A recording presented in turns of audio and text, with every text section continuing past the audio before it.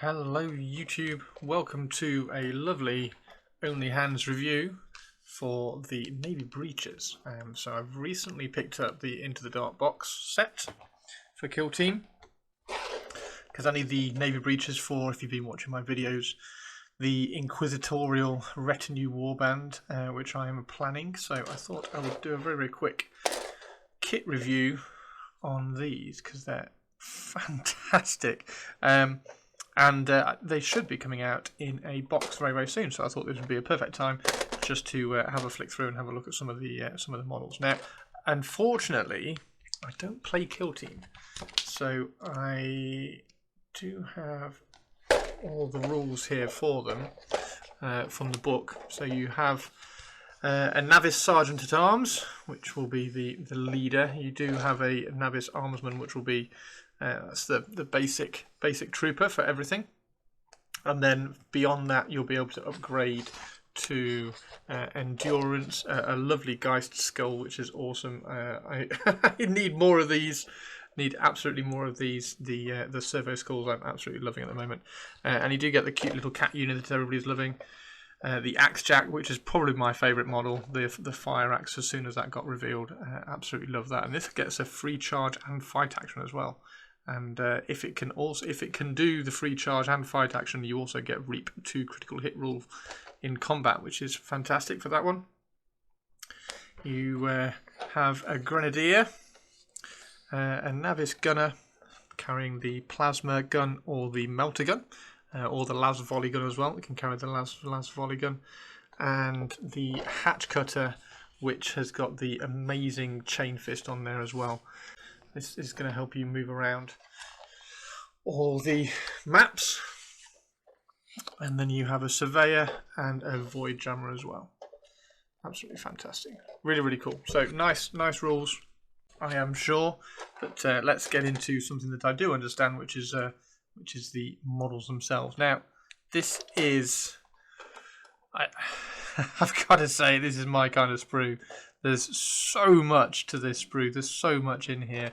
There is, you get 18 heads across the 3 sprues. So you got 18 helmet heads. You don't get 18 heads. You get way more than 18 heads.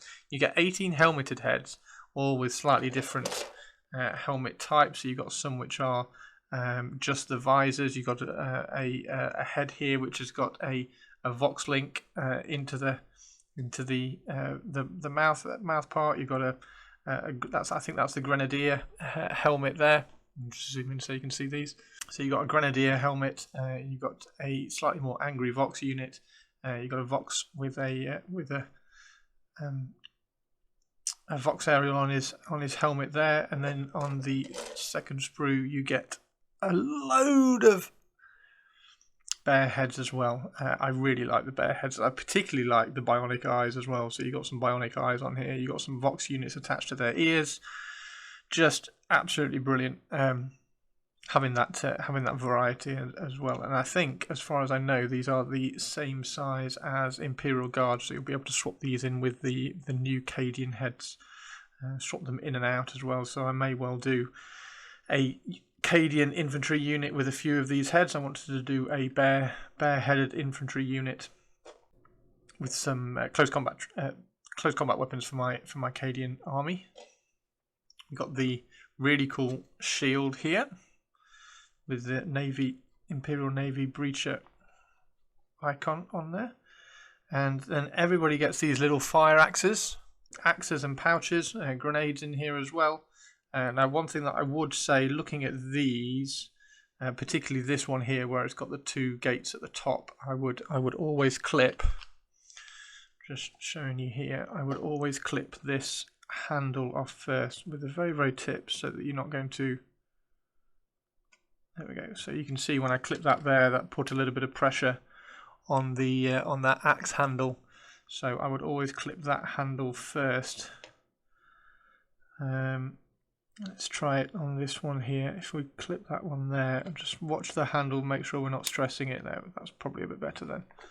So if you have got one of these axes that's got 2 gate points at the top, just click the one that's away from the handle first.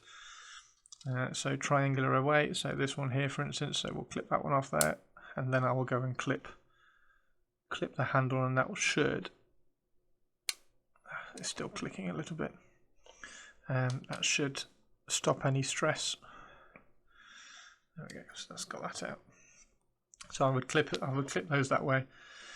So that's just for those little axe and pouches. Just be aware of that when you're clipping those off. Heads are lovely because you can just twist them off because they're just attached at the neck. We'll put that out of the way for the moment. Zoom back out and have a look at the next sprue. This is the one with the cat on there, and it's also got, has this got the, no, it was the last, oh no, there he is, a little servo skull. Absolutely brilliant. I love this guy. He's got the Imperial eye on there as well. Excuse me. So there he is. That's going to sit onto there. Incredible detail on this. So this would, so when I'm clipping something like this out, again we'll just zoom in quickly. When I'm clipping something like this out, I would clip this first. So take that point there first, because you don't want to clip all this off and put stress on that. So I would get that off the sprue first. Clip that there. There we go. So now when you're clipping this and moving it all around, it's not going to stress that point. Can't see anything else to point out on there. There's an amazing chain fist. I absolutely love this. So this is the, it looks, remember when the Cadian, the Catachan lieutenant came out a while ago that had the power fist, and then the Cadian sprue that's just come out as well that has the power fist. So it's the amazing Imperial Guard power fist up to there, and then it's just got a chainsaw attached to the bottom of it. Brilliant. I need more of these. There's so many bits on this sprue that I wish there were like multiples of, because I want to scatter that all the way around so many things. I want to do an Imperial Guard infantry unit just with the axe, just wielding the axe, because there's no Imperial Guard infantry close combat unit as such. So I want to do a unit with the lasgun slung over the shoulder and then just all wielding this axe, because the axe is amazing. It's just the proportions of that is absolutely spot on. It's brilliant. So you get loads and loads and loads of the shotguns in the sprue. I believe you get plenty of shotguns to equip everybody with a shotgun if you want it. Zoom back out again so you can see this one. So there's plenty of shotguns available. You can have everybody with a shotgun if you want, but then there is also the Navy Breacher leader sergeant. So you can have chainsword, you have an auto pistol, a bolt pistol, power sword as well. You can get equipped with, and the uniform itself is really cool as well. I love these. I love the magnetic moon boots. I think they're really, really cool. They'll be fun to play around with some painting on. And just the Imperial eye on everything as well is really ties everything together. It's going to be very useful to scatter that icon around some of the other units in my inquisitorial retinue. So we will we'll just do a quick pause here. There's the hotshot las rifle. So you can see it there. So hotshot las rifle. There's the melter gun again with the inquisitorial E, and then we've got the plasma gun here as well. So we're going to build one up. I'm just going to build a regular Imperial Navy Breacher with a shotgun. See what it looks like. So I'll be back in a second. So I've got one all trimmed out, ready to go. Looking at how everything fits together on here, I haven't looked at the instructions, but just kind of gauging how all this is going to go together. This is going to be the easiest part to glue in first, because once we glue that in, then everything else kind of butts up to it really nicely. So get a little bit of glue on there, put that up to it like that, run a little more into the join, and then everything else can go onto there. So that's going to butt up onto that. They do go together really nicely once they're, there we go, clean that join up. Once they're together, and that will just fit on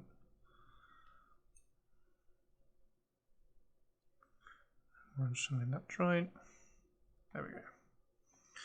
So there is a little Navy Breacher, all ready for his weapons. There is a slight join there, which we can probably just run a little bit of glue into the join again. Let it cure a fraction, and squeeze it out, and that will help us sand that join flat.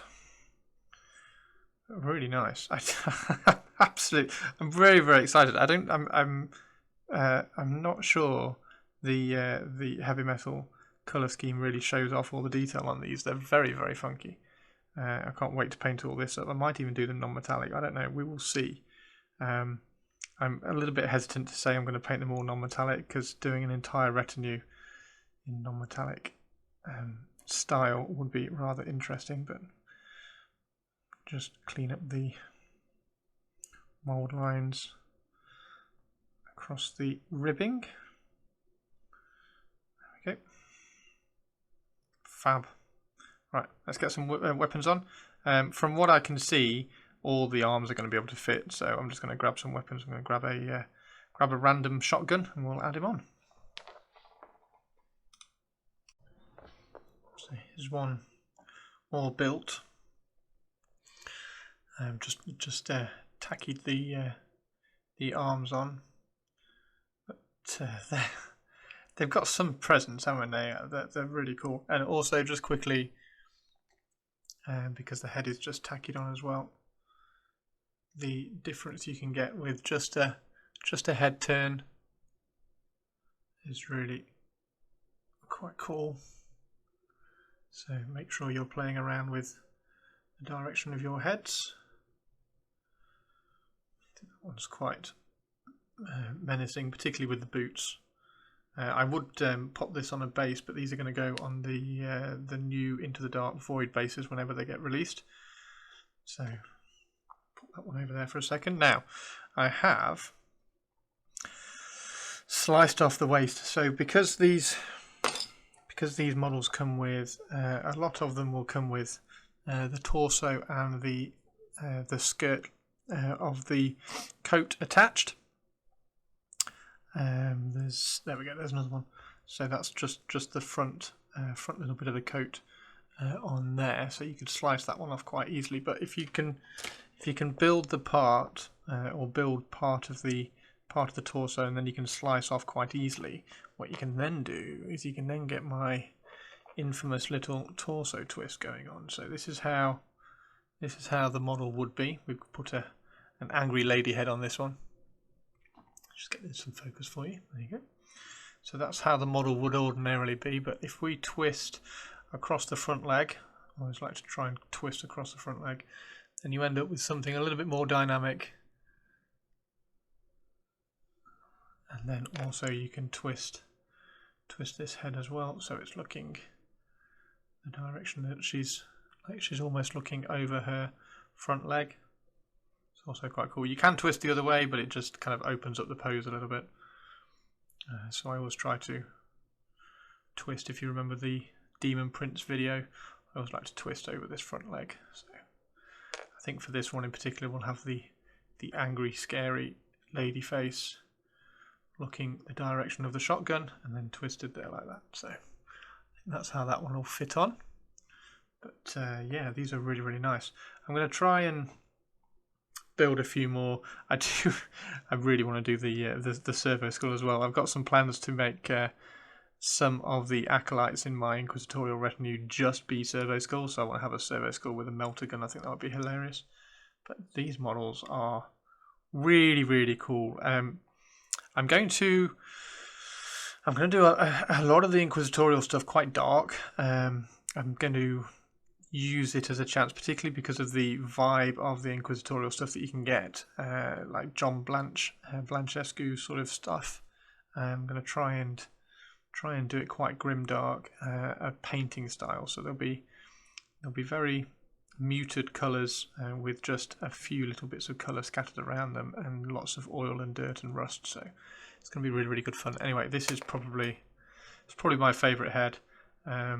This head is going to get used in inquisitorial retinue model as well soon, which I will show you very, very soon. So there we go. Into the Dark, Navy Breachers, really, really cool, including the little cat and the servo skull. You get 3 sprues, plenty of options, and an awful lot of heads. Thanks very much, everybody. I will see you at the next one. Take care. Bye-bye.